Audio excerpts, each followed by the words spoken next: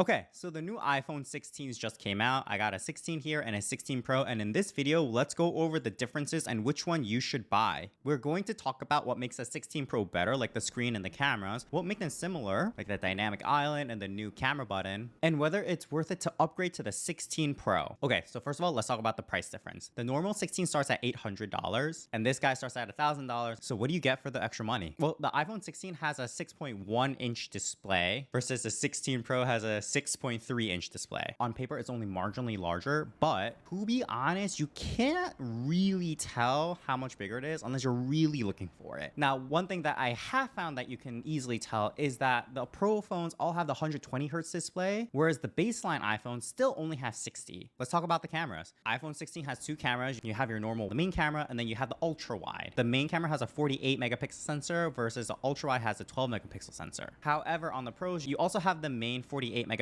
camera, but the ultra wide is also now for the first time 48 megapixels. And on all the Pro models this year, there's a 5x zoom. And honestly, those are the main differences. In terms of similarities, they both have the dynamic island, they both have the action button, and they both have the new camera button. So you should upgrade if you want better cameras and a better screen. The 120 hertz display is buttery smooth, and once you see it, it's hard to go back to the 60 hertz display. And if you like having the widest range of cameras available, the Pros really got you covered. The 5x zoom is better than ever, and it's amazing how far you can zoom in with it. But I kind of want to talk about the elephant in the room, and that is the fact that these iPhones are just a ladder to be climbed. Because a lot of my friends have the Pro phones, and none of us are really pushing this phone to its Pro limits. It's nicer having the better cameras, but I think what's also nicer is the fact that it is in and of itself a little bit of a status symbol. Having the 3 cameras at the back, having this color trim, it's like you almost aspire to graduate into the Pro phones, and then once you